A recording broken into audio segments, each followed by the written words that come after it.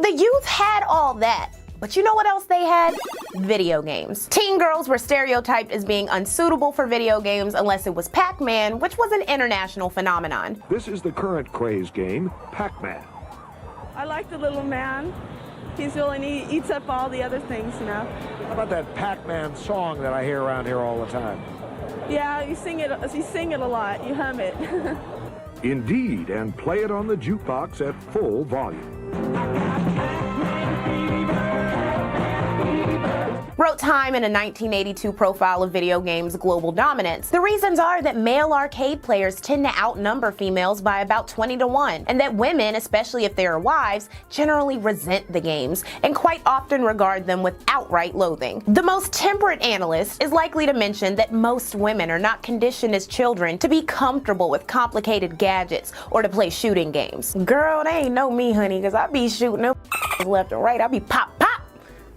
Time estimated that $1 billion was spent on video game consoles a year, an amount that would only rise with the arrival of consoles like the Nintendo Entertainment System in 1985 and Sega Genesis in 1988. Time reported being told that another $20 billion in quarters were used on arcade machines in 1981 alone. It said, "This is a figure that may be the public relations roar of a healthy young industry beating its chest, but one that is not far wrong." Arcade games were so popular that people made and sold counterfeit versions on the black market. It was a lucrative illegal trade until the market became flooded with copies and dud games. The Game Boy would be introduced in 1989 for $89.99, and with other consoles would eventually make arcades obsolete. Clearly, video games weren't going anywhere, but adults disagreed on them. Because the activity could take up hours of a youth's day, some said it was great because it kept them out of trouble, and others said it was turning them into impressionable burnouts. Others sounded the alarm about video games causing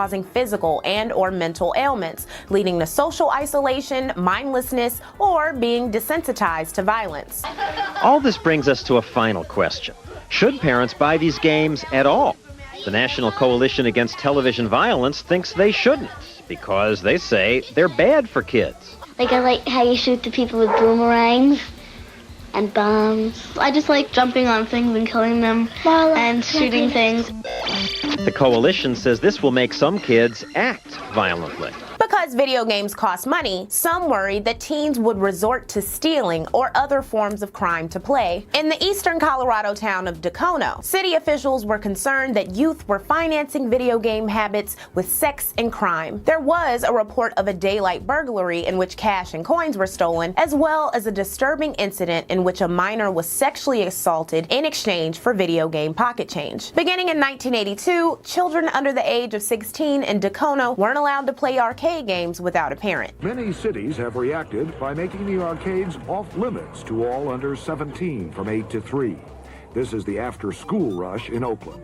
Long hours at the screens, psychologists say, can lead to extreme introversion, youngsters communicating in a video fantasy land and not with their peers or parents.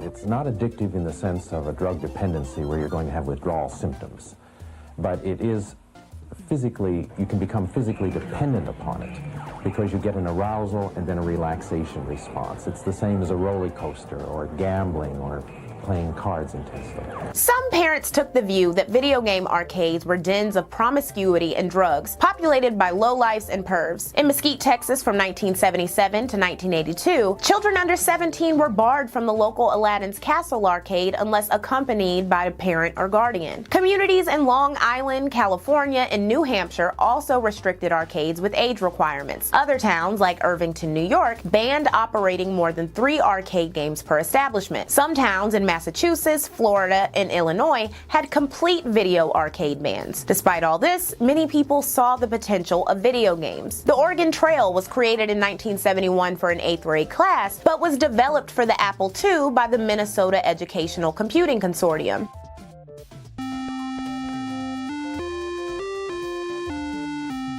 Apple Apple would give away 10,000 computers to California in the early 1980s, and the popularity of the game grew nationwide among elementary students. A 1985 version introduced expanded graphics and storylines and will become a staple of computer class for elementary schoolers across the country. Video games would come to be seen by many as essential tools for training young people for a future of high-tech, computerized work and leisure. Basically, video game geeks were the computer programmers of tomorrow. Children of all stripes, whether into video games or not, were increasingly proficient with computers. Muse Time magazine in 1982. In the classroom where youngsters are being introduced to the machines as early as kindergarten, they astound and often outpace their teachers with their computer skills. After school, they gather at the mushrooming number of computer stores, more than 1,500 at last count, or join the computer clubs that are becoming a regular part of the youthful landscape. It went on. Lewis Stewart, 14, a black ninth grader at Manhattan's PS 118, reads at a 5th grade level, yet mastering his school's computers was literally child's play for him. Recognized by students and teachers alike as his school's best computer programmer, Lewis works afternoons as an instructor for younger students. This youthful tech proficiency also scared some people, thanks to the sudden infamy of teen hackers and program piracy at the dawn of the 80s. For example, a group of 16 to 22-year-olds called the 414s in Milwaukee, Wisconsin, hacked into high-profile computer systems from 1982 to 1983. Other teen hacking collectives, like the Inner Circle, would follow. One of the 414 teens, 17-year-old Neil Patrick, said, "In hindsight, I really wish that accessing those systems just wasn't so easy." Congress would introduce new legislation involving computer crimes in 1983, the same year that WarGames was released. In the film, a teen computer hacker accidentally begins controlling a U.S. military supercomputer created to inflict nuclear war against the Soviet Union. We got something.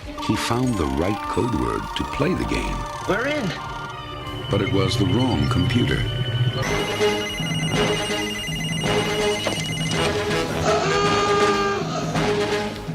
What the hell? They're trajectory headings for multiple impact re-entry vehicles. How's that mean? I don't know, but it's great.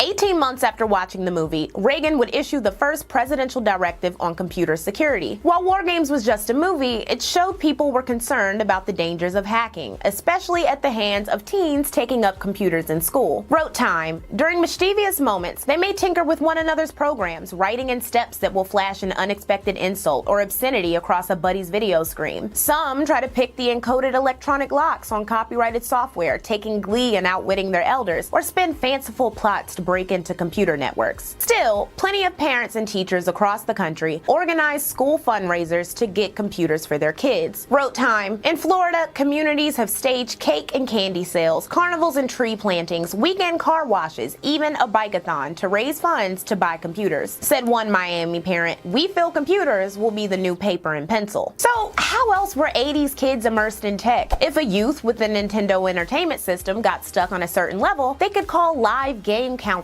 hotlines and be talked through the solution. Nintendo, please hold. One moment. Thank you. May I help you? And in Seattle, at the company's U.S. headquarters, they listen to the customers.